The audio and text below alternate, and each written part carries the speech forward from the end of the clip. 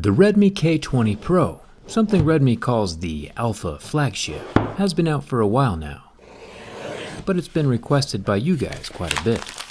And since it's 1/3 the price of a brand new Galaxy Note 10, I figured it was a good time to compare the two and talk about how good, inexpensive, feature-rich phones are getting. And oh boy, does this K20 Pro look crazy. It's kinda like the abyss that Gandalf fell into when fighting the Balrog, or some freaky glimpse into the Upside Down. It's time to find out if the K20 Pro is durable. This video is sponsored by ExpressVPN. Let's get started.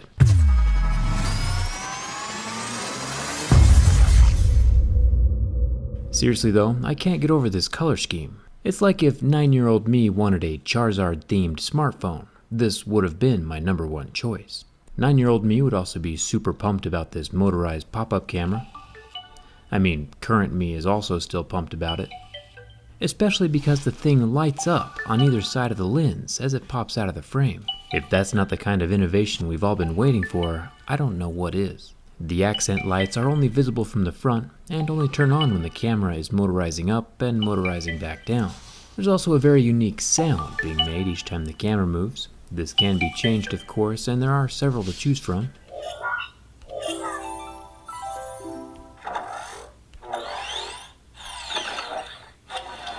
I'm gonna go with the magical sound, because that's what 9-year-old me would have wanted. Looking at the K20 Pro, you might be wondering if all this loud bling is totally necessary, and it's probably not, but I'm definitely not complaining. The LEDs that shine up into the pop-up camera also include a ring on the outside of the phone for notifications and a charging indicator. It'll be cool to see how this whole light contraption works when I take the phone apart to see the inside. Redmi has also included the same drop protection feature that we've seen in the OnePlus and Oppo pop-up cameras, where if the phone senses a fall, it'll start to close the camera automatically. Personally, it feels kinda slow. The phone will probably bounce once or twice before the camera retracts, but it's a good thought. Let's get to work. The reason I want to compare this $350 smartphone to a $950 smartphone like the premium Note 10 is because when you look at both phones side by side on paper, they're eerily similar. Both have the same screen size and resolution, and even though the Note 10 is using Gorilla Glass 6 and the K Pro is using Gorilla Glass 5, they both scratch the same, with scratches at a level 6 and deeper grooves at a level 7. Both phones have wall-to-wall bezel-less screens and nearly non-existent earpieces. Instead of a Cheerio cutout in the display like the Note 10 has, this K20 Pro has a 20-megapixel pop-up camera. And the lens that protects the camera is made from glass. The red side LED light-up bars are made from plastic, a kind of translucent red acrylic. The whole thing feels very secure though. I'll test this out more in just a minute. But the back of the camera is also made from plastic. He's a happy little guy.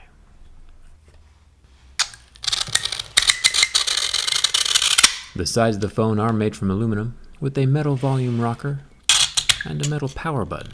If we rotate the phone up here to the top, we get the motorized pop-up camera and some more metal. And instead of the S Pen, the K20 Pro has a headphone jack. I'm sure there are a few people who would gladly make that trade. The top of the pop-up camera is made from plastic, which is fine, because there's plenty more metal on the other side of the phone. The bottom has a loudspeaker, a USB-C port that can quick charge at 27 watts. The regular Note 10 is a 25-watt fast charge, very similar.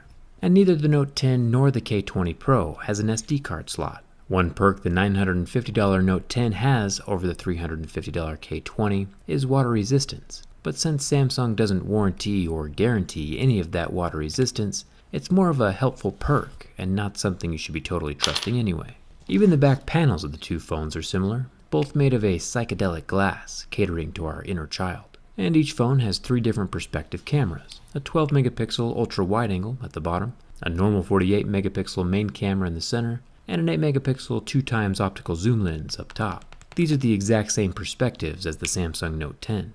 The similarities just keep coming. Both phones have under-screen fingerprint scanners. Yeah, the Note 10 is an ultrasonic and this K20 is optical, but they both accomplish the exact same thing in basically the same time frame. And both of them can handle being scratched up by level 7 deeper grooves. One perk the K20 has over the Note though is a bigger battery. It's a 4000 milliamp hour, which is quite a bit bigger than the Note 10's 3500. You might be thinking that I'm trying to roast the Note 10, which I'm definitely not. There are software differences, of course, that need to be taken into consideration, and warranties and customer service and durability and camera quality. So many factors go into choosing a phone. But if you need a car to get you to work and back, you probably aren't going to go buy a Ferrari, when a Honda Civic will work just fine.